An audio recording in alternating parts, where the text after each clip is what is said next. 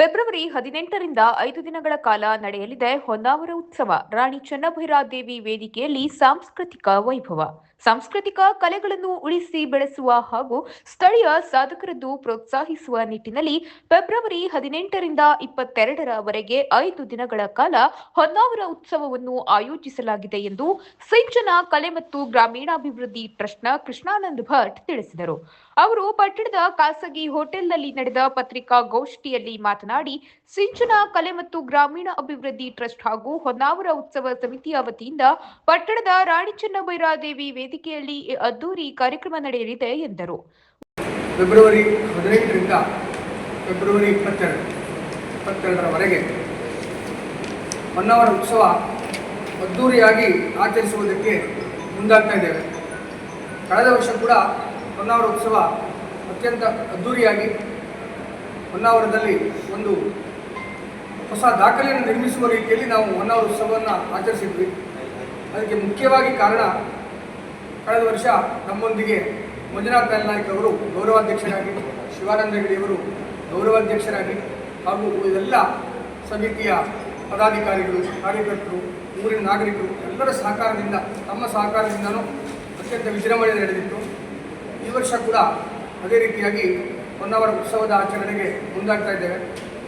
ಅದರಲ್ಲಿ ಈ ಬಾರಿ ಗೌರವಾಧ್ಯಕ್ಷರಾಗಿ ಶಾಸಕ ದಿನಕರ್ ಶೆಟ್ಟಿಯವರು ಗೌರವಾಧ್ಯಕ್ಷತೆಯನ್ನು ವಹಿಸಲಿದ್ದಾರೆ. ಅದಕ್ಕೂ ನಂತರ ಮಂಜುನಾಥ್ ನಾಯ್ಕ ಅವರು ಗೌರವಾಧ್ಯಕ್ಷರಾಗಿ ಕಾರ್ಯನಿರ್ವಹಿಸಲಿದ್ದಾರೆ.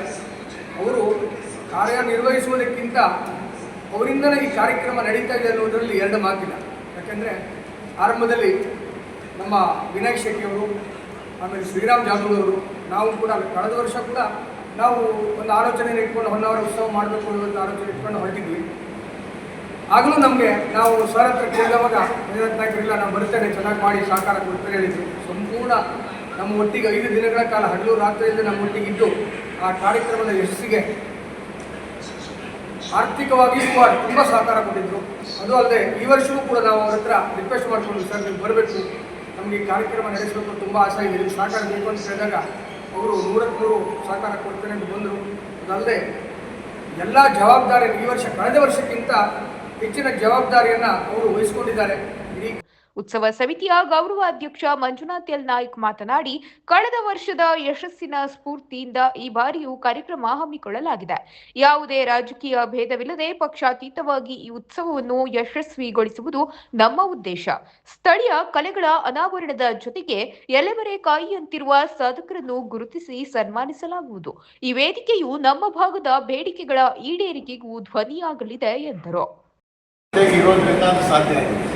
ಯಾಕಂತ ಹೇಳಿದ್ರೆ, ಇಲ್ಲ ಅಂದರೆ ಅದು ಒಂದು ಐತಿಹಾಸಿಕ ಅನ್ನೋ ರೀತಿಯಲ್ಲಿ ಅಷ್ಟು ಯಶಸ್ವಿಯಾಗಿ ಹಿಂದಿನ ವರ್ಷ ಆಗಲಿಕ್ಕೆ ಸಾಧ್ಯ ಆಗ್ತಾ ಇರಲಿಲ್ಲ. ಬಟ್ ಇವರೆಲ್ಲರ ಸಹಾಯ ಸಹಕಾರ, ನಾವೇನೋ ನಮ್ಮ ಕೈಲಾದ ಮಾಹಿತಿ ಕೊಟ್ಟಿರ್ಬೋದು, ಜೊತೆಗಿರ್ಬೋದು, ಹಣಕಾಸಿನ ನೆರವು ಕೊಟ್ಟಿರ್ಬೋದು.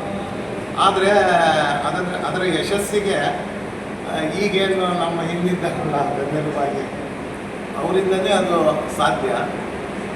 ಹಾಗಾಗಿ ಈ ವರ್ಷವೂ ನಮ್ಮ ಈ ಹೊನ್ನಾವರದಲ್ಲಿ ಒಂದು ಸಾಂಸ್ಕೃತಿಕ ಕಲೆಯನ್ನು ಉಳಿಸಬೇಕು, ಬೆಳೆಸಬೇಕು, ಮತ್ತು ಈ ಹೊನ್ನಾವರದವರಿಗೆ ಒಂದು ಸಾಂಸ್ಕೃತಿಕ ಹಬ್ಬ ಮಾಡುವುದರ ಮೂಲಕ ಮನರಂಜನೆಯನ್ನು ಒದಗಿಸಬೇಕು ಅನ್ನೋದಕ್ಕಾಗಿ ಎಲ್ಲ ಸ್ನೇಹಿತರು ಕೂಡಿ ಮಾತಾಡಿ ಹೀಗೆ ಮಾಡಬೇಕು ಅನ್ನೋದನ್ನು ನಾವು ಕಳೆದ ಒಂದು 2 ತಿಂಗಳ ಹಿಂದೆಯೇ ಡಿಸ್ಕಸ್ ಮಾಡಿದ್ವಿ. ಅಡ್ಡಿಲ್ಲ ಮಾಡುವ, ಯಾಕಂತ ಹೇಳಿದ್ರೆ ಪರೀಕ್ಷೆ ಅದು ಇದು ಎಲ್ಲ ಸಮೀಪಿಸ್ತೀವಿ ಅಲ್ಲ, ಎಲ್ಲ ಸ್ವಲ್ಪ ವಾತಾವರಣವನ್ನು ನೋಡಿ ಯಾವಾಗ ಮಾಡ್ಬೋದು, ಹೇಗೆ ಮಾಡ್ಬೋದು ಅನ್ನೋದಕ್ಕೆ ನಿರ್ಧಾರ ಮಾಡಿ ಈಗ 18ರಿಂದ 22ನೇ ತಾರೀಕು 5 ದಿವಸದ ಕಾರ್ಯಕ್ರಮ. ಈ 5 ದಿವಸದ ಕಾರ್ಯಕ್ರಮದಲ್ಲೇ ಯಾವ್ಯಾವ ಕಲಾವಿದರು ಯಾರ್ಯಾರೆಲ್ಲ ಬರ್ತಾರೆ ಏನನ್ನೋದನ್ನು ನಮ್ಮ ಶ್ರೀರಾಮ ಮತ್ತು ವಿನಾಯಕ್ ಶೆಟ್ಟಿ ಹೇಳ್ತಾರೆ. ನಾವು ಏನು ಮಾಡಿದ್ವಿ ಅಂತ ಹೇಳಿದ್ರೆ, ನಮ್ಮ ಈ ಭಾಗದ ಕಲೆ ಸಂಸ್ಕೃತಿ, ನಮ್ಮ ಸಂಸ್ಕಾರ ಉಳಿಸಬೇಕು, ಬೆಳೆಸಬೇಕು ಅನ್ನೋದು ನಾವು ಒಬ್ಬ ಈ ಭಾಗದ ಪ್ರಜೆಯಾಗಿ ನಮ್ಮ ಕರ್ತವ್ಯ. ನಾವು ಶಿವಾನಂದ ಹೆಗಡೆಯವರಿಗೆ ನನ್ನನ್ನು ಒಪ್ಪಿಸಿ ನನ್ನ ಮೂಲಕ ಶಿವಾನಂದ ಹೆಗಡೆಯವರನ್ನ ಕರೆಸಿದ್ರು. ಯಾಕಂತ ಹೇಳಿದ್ರೆ ಅವರು ಹೇಳಿದರು, ಶಿವಾನಂದ ಹೆಗಡೆ ಅವರಿಗೂ ನಾವು ಹೇಳಿದ್ವಿ, ಸರ್ ನೀವು ನಮ್ಮ ಜೊತೆಗೆ ಇರಲಿ, ಯಾಕಂತ ಹೇಳಿದರೆ ಏನು ಪಕ್ಷಾತೀತವಾಗಿ ಮಾಡೋದು. ಯಾಕಂದರೆ ನಾವು ರಾಜಕಾರಣ ಬಂದಾಗ ನಮ್ಮ ಪಕ್ಷ ನಮ್ಮ ಸಿದ್ಧಾಂತ. ಬಟ್ ಇದೇನಿದೆ ಅಂತ ಹೇಳಿದ್ರೆ ನಾವು ಹೊನ್ನಾವರ ತಾಲೂಕಿನವರಿಗೆ ಪಕ್ಷಾತೀತವಾಗಿ, ಧರ್ಮಾತೀತವಾಗಿ, ಜಾತ್ಯತೀತವಾಗಿ. ಸಮಿತಿ ಅಧ್ಯಕ್ಷ ಶಿವಾನಂದ ಹೆಗಡೆ ಕರ್ತೂಕ ಮಾತನಾಡಿ, ರಾಜ್ಯ ಹಾಗೂ ಜಿಲ್ಲಾ ಮಟ್ಟದ ಅನೇಕ ಗಣ್ಯರು ಪಾಲ್ಗೊಳ್ಳಲಿದ್ದು, ಹಿರಿಯ ಕಲಾವಿದರ ಉಪಸ್ಥಿತಿಯಲ್ಲಿ ಕಾರ್ಯಕ್ರಮ ಅದ್ದೂರಿಯಾಗಿ ಮೂಡಿಬರಲಿದೆ ಎಂದು ವಿಶ್ವಾಸ ವ್ಯಕ್ತಪಡಿಸಿದರು.